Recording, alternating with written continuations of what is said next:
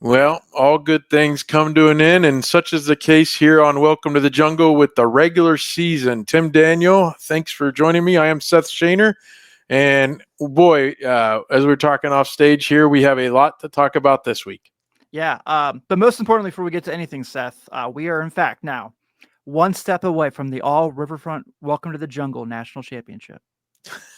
One step away. One step away. Okay. Yeah, I've been thinking about how that might go, and I do think that I favor your Notre Dame Fighting Irish to make it to the championship game. Certainly having seen the clunker of a game that the Ohio State Buckeyes put out there at the last Saturday in November, I'm not 100% convinced that team couldn't show up again. But boy, the first two games of the playoff for Ohio State made them look like pretty good odds-on favorite, don't you think? Yeah, they're going to wipe the floor with Texas. I like this Texas team. I think they're very talented, but I think if Ohio State plays to their ceiling, no one's beating them. I think I agree with that. The question is, will they? And so far, these last two games, they have. And I'm actually kind of interested in the storylines of Quinn Ewers and how he came to Ohio State. Yeah. He kind of upset the apple cart a little bit by showing up a year early. Mm-hmm. And then everybody says, well, you picked Kyle McCord over Quinn Ewers. No. The Quinn Ewers picked Texas over Ohio State. Well, no. What happened was C.J. Stroud was there for another year. That's fair. And Quinn Ewers didn't want to sit 2 years. Now, normally, had he come in his normal year, he would have sat that year, the final year of C.J. Stroud, and then taken over. But after he'd already sat 1 year because he skipped his last year of high school during the COVID year, he ended up, taking off to Texas and starting immediately. And he wasn't going to do that at Ohio State because no one was going to start ahead of C.J. Stroud.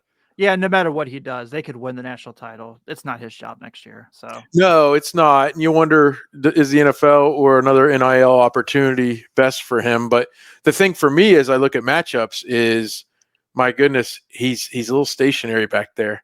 Yeah. And for sure. That's the wrong thing to be stationary against. Yeah, the Ohio State pass rush is pretty good right now. But like I said, I favor the Fighting Irish to get there. And my hope obviously is that the Buckeyes get there as well. And we'll see. I mean, you and I talked last week about how, they haven't lost to Notre Dame since 1935, I think. Yeah. It was 34 and 35 seasons they played, and now they've played several times since 1995, and Ohio State's taking care of it each time. We'll have to do it one more time possibly, but interesting. I think they would. Yeah, I would think. Well, you think they would, but we'll see.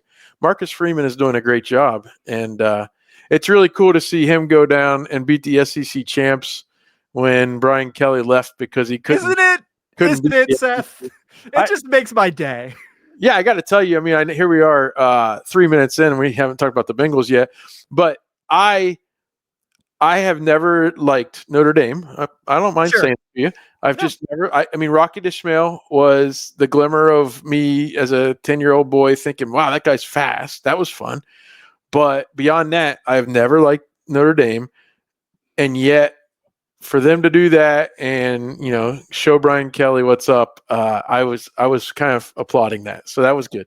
You're not the only person who said stuff like that to me of late, where it's like, yeah, I've always hated Notre Dame, and I get it, but it's like people are like, but I love Marcus Freeman, and I'm like, yeah, me too. I don't want him to go anywhere. Well, I liked Marcus Freeman when he was a player, so right, yeah, when Cameron Hayward knocked his teeth out. Yes. Oh my goodness. Well, hey, we're here, and the Bengals season is over despite a win in Week 18. They won 19-17 at Pittsburgh. We'll get to that a little bit later because the news obviously yesterday was that the Chiefs laid down completely because they don't want to have Joe Burrow come and recreate Burrowhead. That's the narrative we're spinning anyway. And the Bengals are shut out of the playoffs largely because of their own issues to get out of the gates, which has been a problem multiple years, 0-3, all the way up to 4-8. And they don't make it to the playoffs, and that yields something today. We've got a lot of news. Defensive coordinator Lou Anarumo fired, along with offensive line coach Frank Pollack, linebacker coach James Betcher, and defensive line coach Marion Hobby. It makes sense to me if you're letting Lou go, say goodbye to most, if not all, of the defensive staff, right? So that's – And while I'm not happy to see a guy get fired, And I could make an argument that Lou deserved a little more time. Maybe I could try to make that argument if I really wanted to. I don't think I want to. What I'm happy about is I didn't think the Bengals would do it.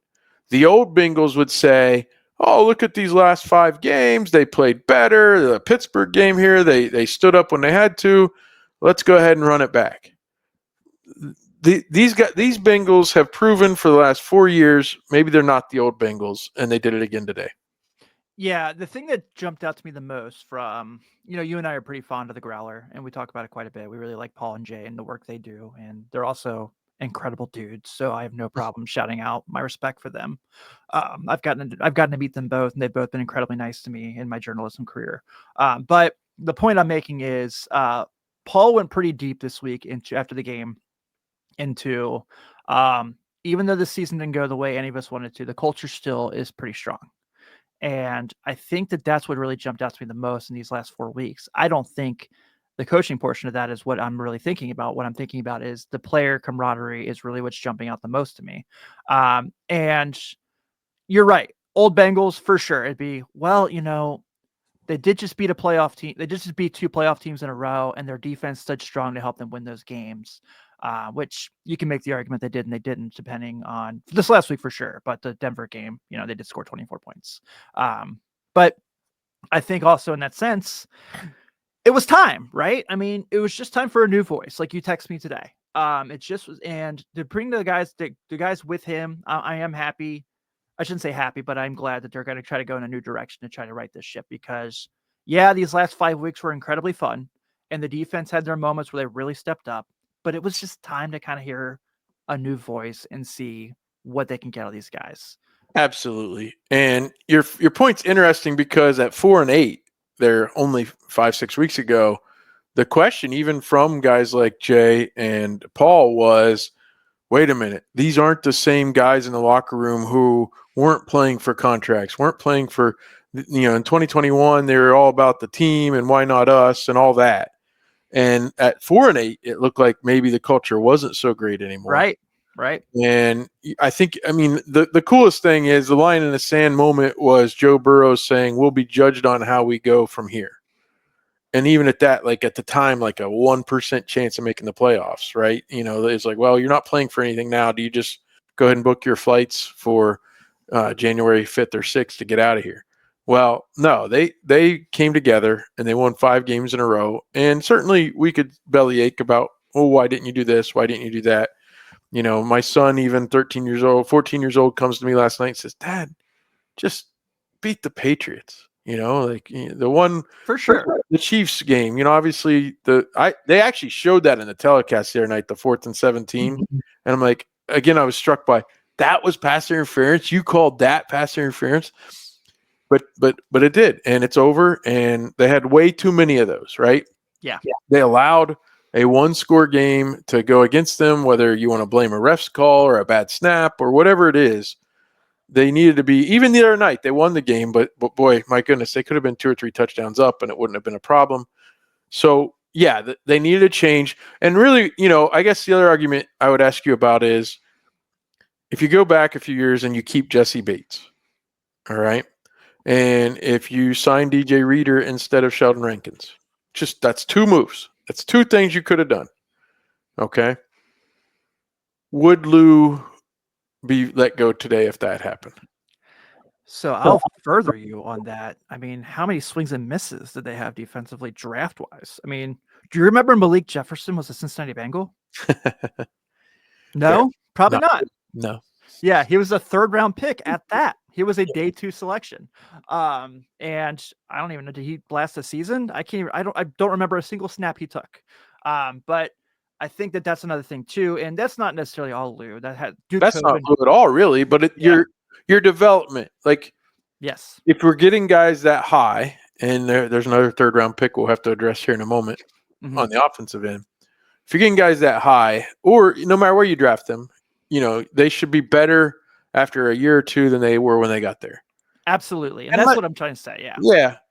But actually, though, the other night you see guys pressed into service, it's like, whoa, okay, they are starting to come together. You're seeing some parts that'll be able to be used next year at least. Absolutely. But I think it's incredibly rare to have, Brian Callahan left before this year. That's the first time a coordinator or a top assistant had left on his own. Yeah. And Lou's been there since 2019. Normally, and he probably should have gotten the Arizona job a couple years ago.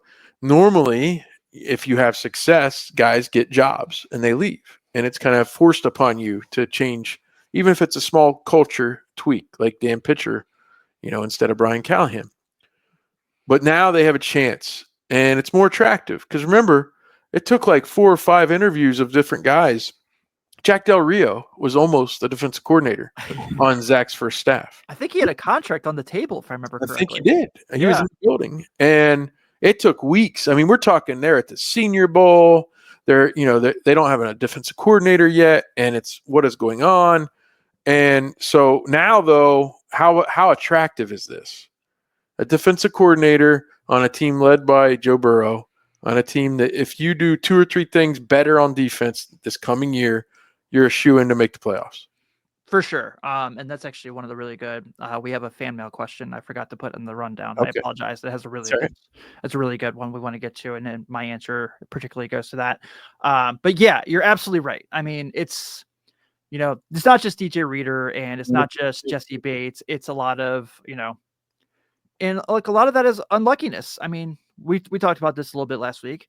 I thought Dax Hill looked really good once he became a full-time corner. Yep. And I really like DJ Turner. I know you particularly don't like where those guys went to school, but I do really like those guys as NFL players on the Cincinnati Bengals. And I think that they could really be a nice corner tandem. As far as Cam Taylor-Britt, I'm not ready to give up on him. He was not good this year at all. But what does he look like if he has consistent safeties that can help him out? You know what I mean? Like, what does he look like if he has those guys behind him where the pressure's not on him as much? And I know the Bengals do a lot of leaving their corners on an island, basically, and kind of playing man-to-man coverage. But I do think that if he has people behind him that are a little more talented, I think we have a shot with him. And so it's got to be an attractive job for the sakes of the Trey Hendricksons, the Logan Wilsons. I think Akeem Davis-Gaither is a guy who really came on. He was awesome in that Pittsburgh game. He was really, really good. And Joseph Asai, really, last couple of weeks, had some really nice moments. Yep, at least. Yeah. So I'm starting to really become a believer in that. I do still think Miles Murphy has what it takes to be a good defensive player in the NFL. I just think, you fix a couple things, get another edge rusher to pair with Trey. Make sure Trey's happy. Remember, he did go through that whole thing where his agent asked for a trade last offseason. And I think we have a shot to really kind of put something together here. Well, and again, it's all about being attractive and the idea that, there are pieces. Now, free agency in the draft will be very heavy in the defensive game, especially we'll need to get to this in a moment, especially if they keep Tee Higgins, then you're talking about, drafting almost all defense at that point. Yeah. And maybe an offensive lineman at some point as well. But so, and obviously Frank Pollack, he's going to be glazed over here. A lot of folks weren't real happy with him, fans, on social media. I don't know. Sometimes you think, well, wait a minute, this is already a bad line. Why are you mad at him? But at the same time, they reinvested in the line, and it really at times didn't show to be that great. I'll tell you what, though, if Mims is healthy next year, he and Orlando Brown both, like those are anchors, like literally. For sure. So there's a lot to build with there. Let's talk about Saturday night a little bit. Bengals did win 19-17. It took a defensive stand, and wasn't it nice to see another team mismanage the clock? Russell Wilson scrambles to the middle of the field, like almost like he didn't know what was going on. And I have so much to say about this. Well, you were right last week, and I agreed with you. Russell Wilson, propped up by all the slogans and the sayings and the fake bravado. And then Pickens, obviously. I mean, the guy had a chance with a big game to go over 1,000 yards, and he ended up with 1 catch for 0 yards, and he dropped the ball time and time again. Freiermuth, I think, was hurt on the third to last play, and so when he kind of dropped the last throw of the game, which who knows, do they even get another chance to spike it so that they can try the field goal at that point? I don't know, but he didn't catch that ball, and that was 4th down. So, hey, the defense stood strong. But again, it's almost like for me as an Ohio State fan, you see the way they come out against Tennessee, you see the way they come out against Oregon, and you're excited, but you're like, why didn't this team show up against Michigan? Well, it's the same thing here. Remember, Jermaine Pratt famously said there weren't that many missed tackles in the first game, and that game looked like 100%. 7 or 8 guys saying, I'm making a business decision here. I'm not going to, hit anybody. And the other night you look at it and it's infinitely colder. So it's going to hurt even more to make a bunch of hits. Yeah. And yet they come up and make plays. Cam Taylor-Britt with a huge stop on that 4th down.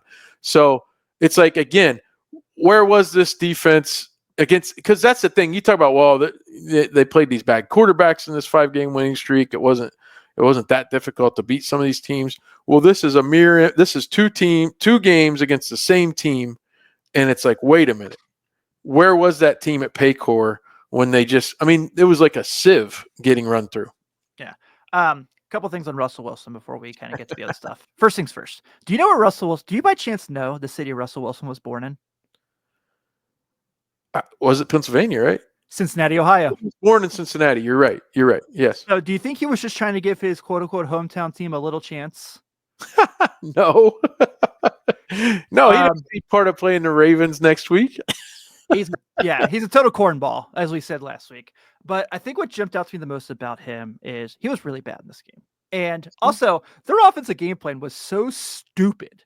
Why did they just not give Najee Harris a chance to be what like help them win the game? Like, what are they thinking there? And then that's another conversation for the time. But Russell Wilson comes out after the game. Did you see this press conference? I didn't. Okay.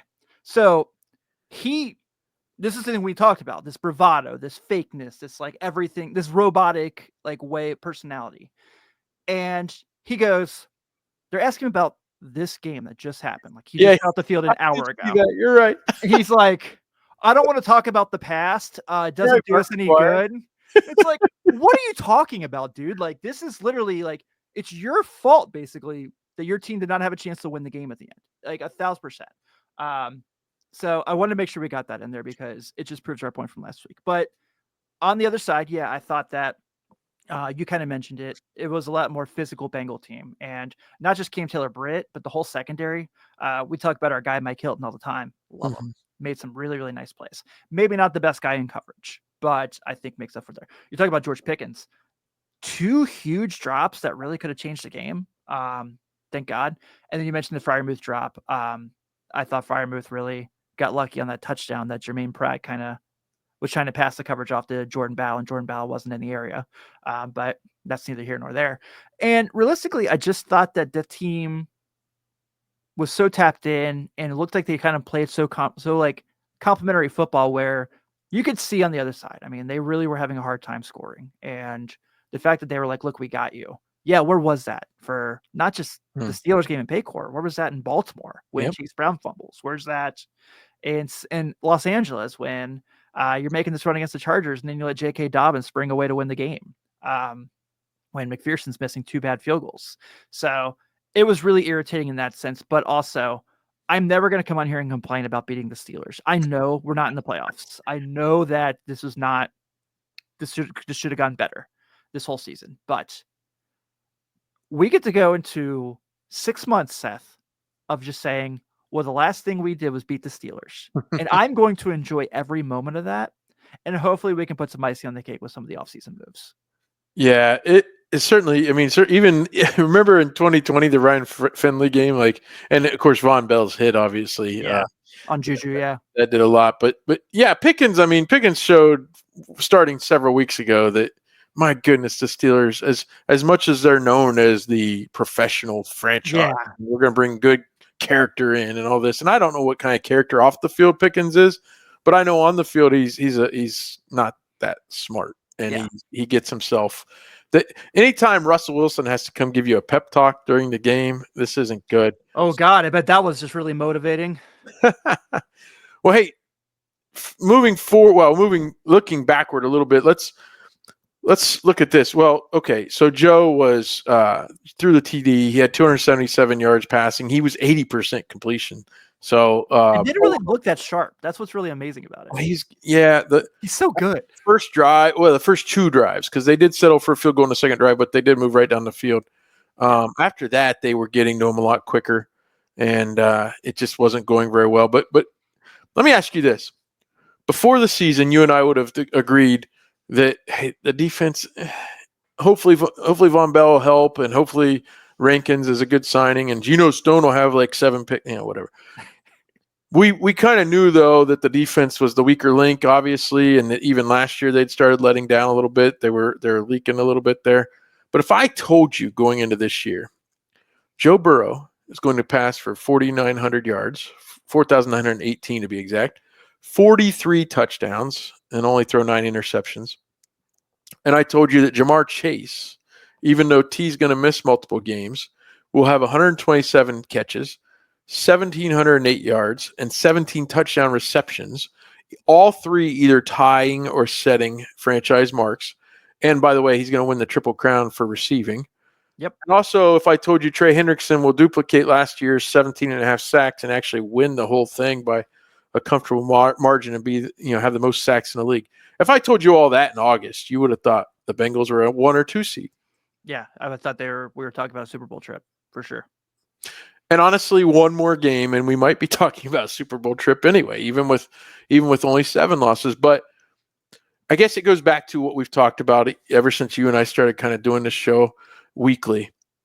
And it's the idea that if Joe is there, but also some of these other pieces, if they're playing in the game, it makes Bengals games so watchable. And while we could complain, and we've had the taste because we've seen a Super Bowl run and we've seen an AFC Championship run the next year, we've tasted that, and so we want to go back there or further or better.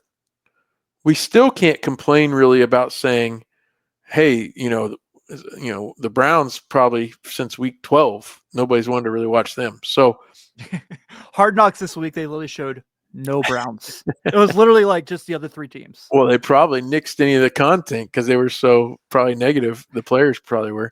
Yeah. But no, so I guess I don't want to be the guy ever who is happy with mediocrity or near 500. We certainly don't want that with the Reds. As Reds fans, we want to start making playoffs and seeing that team win divisions and things like that again.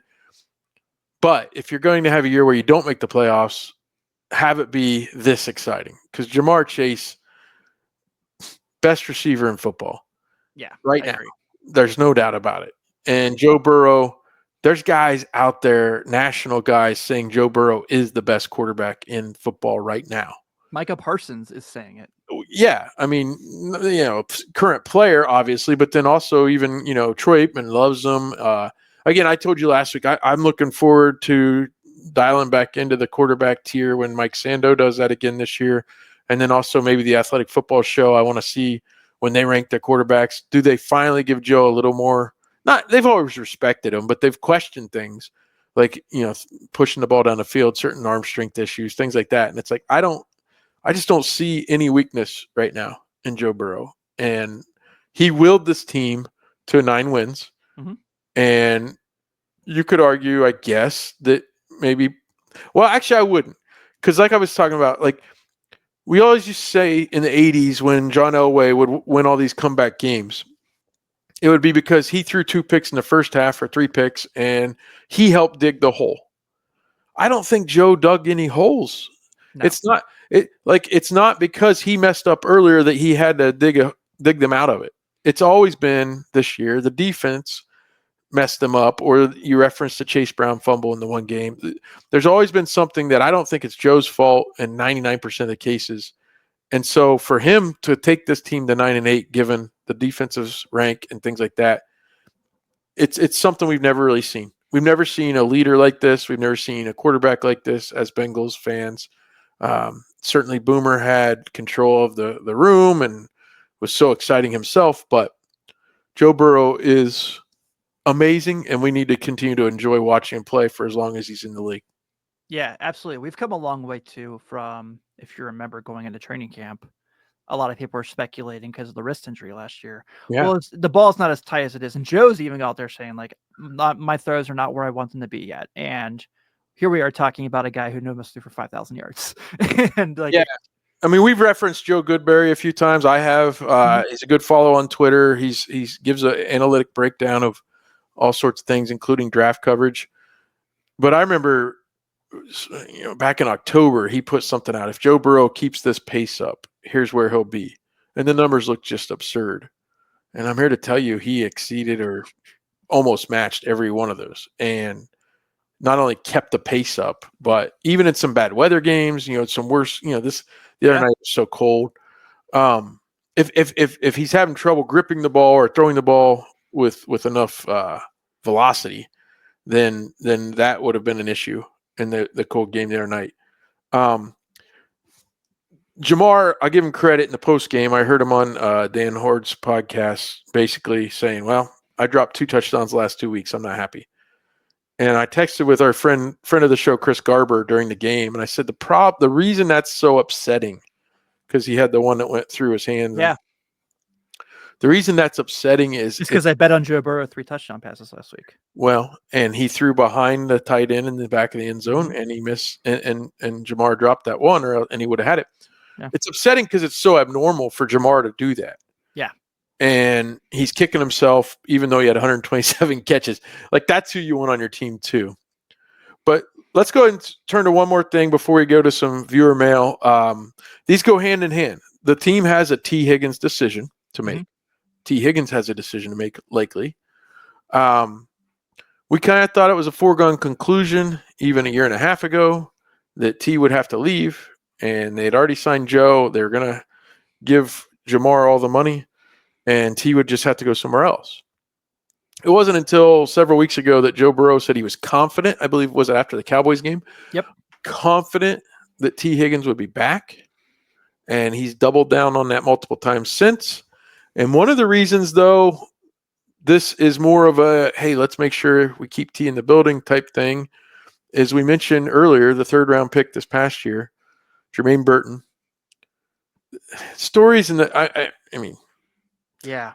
Doesn't sound good. Evicted from his apartment is the story out of the Cincinnati Enquirer. Not usually something you see in the Enquirer. Usually be in a little more blog type site that somebody unearthed. Right. Yeah. He's been, the one week he was going to be a starter because they knew T was out, and they spent all week working him into the game plan, and he skipped the walkthrough. Joe's like in a press conference, like talking about how excited he is for him. Yeah. And if Joe Burrow puts you out there like that, it's because he trusts you. And I mean, I remember Trenton Irwin when he kind of ascended a little bit. That was kind of because Joe trusted him. And so now here we are. And you could spend another draft pick on a receiver coming up. There's going to be plenty of them. But because it didn't work with Jermaine Burton, and because Joe Burrow wants Tee Higgins back, I wonder what will happen. Now, he doesn't play every game. I agree with you on that.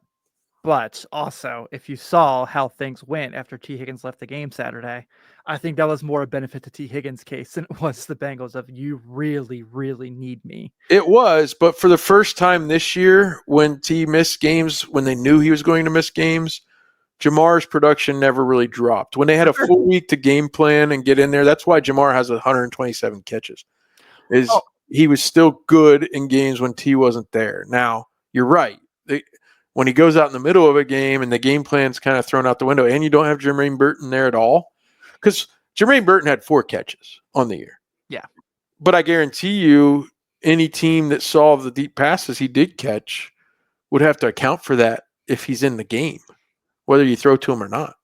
It almost feels like, and this is just a blast of Bengals pass here, it feels like Odell Thurman, where you could see Odell Thurman had all the talent in the world. I mean, that rookie year, he was absolutely incredible. He looked like he had the potential to be the next great middle linebacker in the NFL. And then it all just fell apart. And Jermaine Burton didn't even get to that step of situation to show he could be that deep threat. And I think that's what's really disappointing besides all the other stuff. But it's also, I think the Bengals knew this was a risk, right? There's a reason they got him in the 3rd round, is everyone talked about him. He's first-round talent.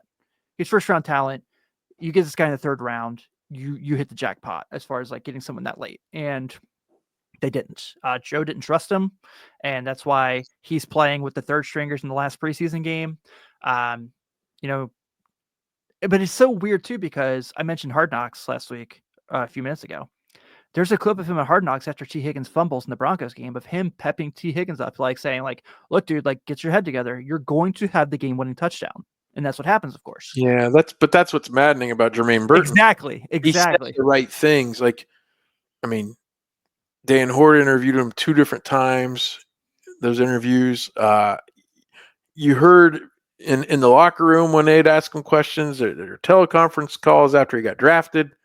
He said the right things. It's one thing if a guy has no clue, but it seems to me that he's had a whole lifetime of basically glossing over his faults by acting like it's going to be fine or he's doing great. And boy, you just wonder. And, but you mentioned, it's interesting you mentioned that because that 05 era, that 04 draft, 05 draft, aside from David Pollack, who was a stand-up guy and was probably going to be a decent player in the league had he not gotten hurt right away, those drafts were filled. The early Marvin Lewis drafts were filled with guys who were drafted a round or 2 behind when they should have talent-wise. For sure.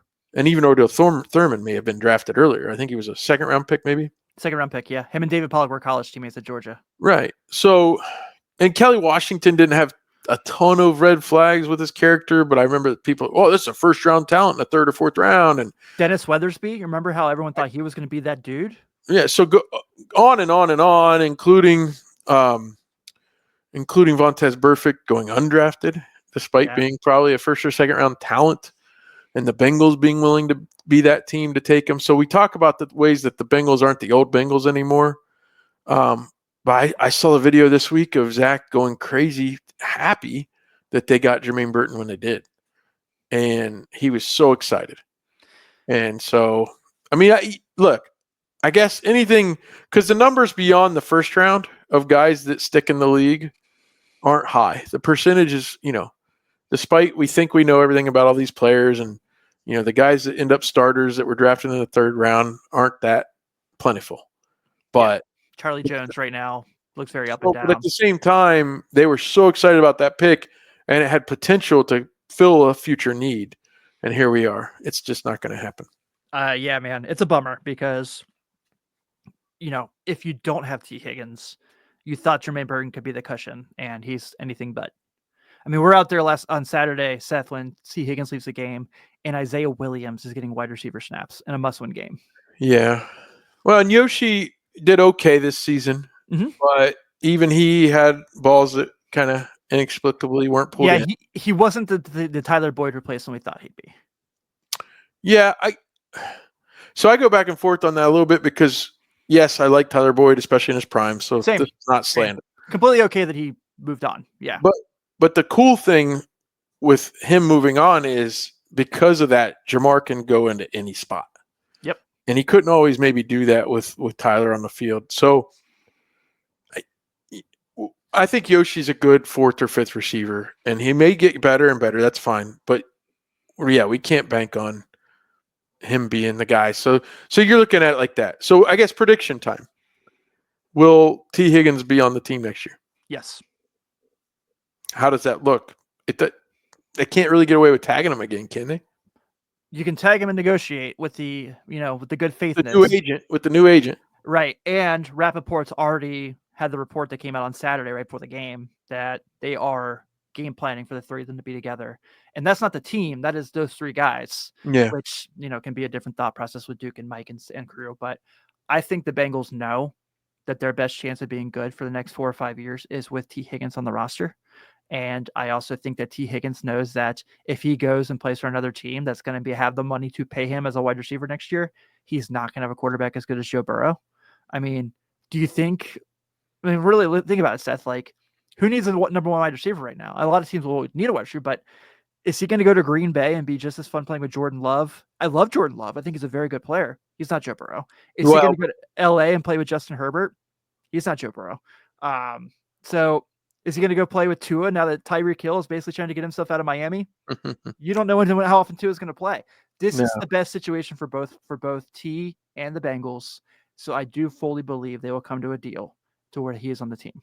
Well, any team that's already paid their quarterback, a la the Bengals, and a la the Packers and Chargers and even the Dolphins, even though you don't know what Tua is going to be, any of those teams will be in the same boat as the Bengals as far as paying top-notch money. Now, the Bengals are trying to pay 2 guys that amount of money. So Well, not, obviously Jamar will get more, but so it'll be interesting to see. I am hesitant to say he'll be on the team, but I think T and Joe have said all the right things. And so therefore I believe I'll go 65% chance he's back. I'm better than 50-50, but I'm still a little skeptical. I don't know. Can we pull a little behind the curtain real quick? All right. So we have one of our potential new hires, Owen, hanging out here. I'm gonna bring him in to get his thoughts real quick. Owen, how you doing? Owen, is Tee Higgins on the Bengals next year? Yes or no? Yes. Okay, that's all I need to know. Thanks, buddy. Welcome to the Riverfront, Owen. No, so I guess vibes are good there, so that's a good thing. Hey, so you mentioned you had some viewer mail. Let's go ahead and tackle some of that. Yeah, I have one this week, but it's from a good friend, Sydney Price, and I think it's a really, really fun question. Sid. So Sid says, aside from who you would replace Lou with, who is your top free agent you want to keep, not named T? Kind of two questions there. As far as top free agent to keep that's not Tee Higgins, I'm between two guys. They both have to be named Mike. Yeah, and Owen feels the same way. Mike Gesicki, I think, is really, really good. And I think really came through. We've had this revolving door of tight ends, right? Since CJ Uzomah. And look, opposite years, it's gone really good and really bad. Uzomah leaves, Hayden Hurst, really fun year. Last year, Irv Smith Jr., not so much. Gesicki's outperformed all those guys before him. Mm-hmm. And I think that tight end room can almost become a sort of a strength. You talk about Tanner Hudson. Tanner Hudson's not, Gronk by any means, but pretty serviceable. I mean, that play he made on 4th down to kind of be there when Joe's scrambling this week was awesome. And I think Gesicki kind of surefires that. I don't know what his market's going to be, but he's a guy I think that if you can make – this goes back to my conversation with the Reds about giving Ellie De La Cruz an extension. Totally different points, but what I'm saying here is make him say no. Yeah, and Eric All, if he can come back and have a healthy season. Right. Like him a lot too. He's different. Like so Drew Sample's going to be the guy that if he's still with the Bengals would just be the extra offensive lineman. He'll be that safety valve, when the blitz is coming and he's got to have it. And he's done a good job kind of playing the fullback / H back role. Mm-hmm. And if he's back, he's back. That's great. But Eric All is more of a little bit of both. Right. So getting him back healthy would be huge. But you're right. Gesicki fills the rest of that Tyler Boyd role that if Jamar's not in the slot and you're going with two tight ends, then absolutely. And just really good. The hesitation is that these other guys have been on these prove-it deals, and then Joe basically boosts them, and then they go find money that the Bengals wouldn't be willing to pay. But I think he's the guy. And your other Mike, I assume, is Mike Hilton? Yes. I just feel like for him, and maybe it's just the fact I'm just a huge Mike Hilton fan, he's not the perfect corner, and we know this.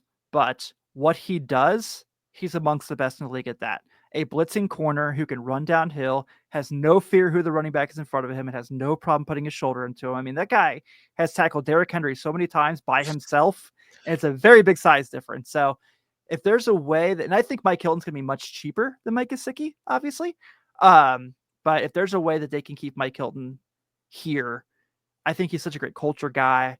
He fits his role really well. He probably doesn't have much more good football in him if we're being realistic as far as where he's at in age and years he's played and downs he's played. So I think he's a guy you can probably keep here and seems to really like it here. He's probably a guy you can keep in Cincinnati pretty comfortably financially. I agree. If you're not paying him starter money, if you're not paying him, attractive free agent money, then I think, who is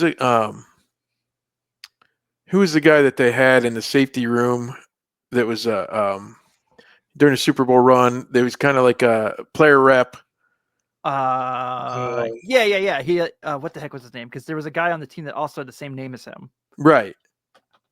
I can't believe I'm blanking on this, and we're recording right now. But when Sydney listens to the show later, Sid will text us, and then we'll put it out there. Yeah. So, it's that kind of idea, except maybe a little more because Mike has his role now. My problem is I heard the guys on the Growler talking about the same thing the other day, and the question of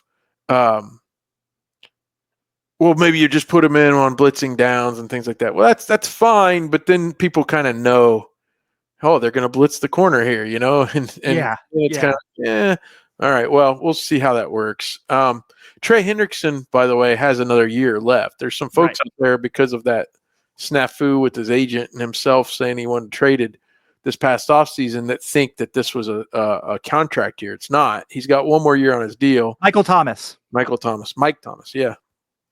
So if the Bengals want to make Hendrickson a little happier, even though he's not a free agent, they might need to goose that a little bit and give another year or something like that. So that would be my three things on the current roster aside from T. Yeah, beyond that, I mean, you've got to rework multiple areas, including offensive line, including pass rushers. And I wouldn't be against they're not going to sign a starting level linebacker because the two main guys, Jermaine and Logan, are they're back and they're signed. So I guess that's where I would be. And I guess, continue to draft well or better. Although Chris Jenkins came up big, Fig Newton, for all his faults. McKinley Jackson, yeah. McKinley Jackson looked good. So they did get more out of those guys toward the end than they did early. So that's good. And beyond that, I mean, I'm excited to see what happens this offseason. The question is, do they tie their hands a little too much by maybe giving too much to T? And obviously knowing either Jamar gets done or they have to get him done soon, or are they able to be flexible enough to go ahead and spend and really fix some of these holes? Yeah, I guess the first question comes down to what does Joe's restructure look like? Because I think he has the general idea that's what he's going to have to do to keep everything in tow. And I think he's willing to do that. And probably now that he has all these nice endorsements, and he's probably going to get more after this season, I'm sure he's probably more comfortable. It's like, you see in the NBA all the time, these guys who are in commercials are like, yeah, whatever. Just like, we'll restructure my deal to keep these guys around. So I think that's going to be something that's domino one in this point, as far as keeping the group together and improving your roster. And I know for my last thing I'll do before we get out of here, and you can follow up on as well as, we know the general consensus of the Bengals is to keep their guys going, to keep their coaches in tow. I'm not here to say Zach Taylor should be fired. We've had that conversation multiple times that we're like how we both feel about him. I will say that the pressure's on. This is an offseason. You've got to nail it. Like great. You've had 4 straight winning seasons. You've missed the playoffs 2 years in a row with Joe Burrow. It's time to put something together. It's time to get back there.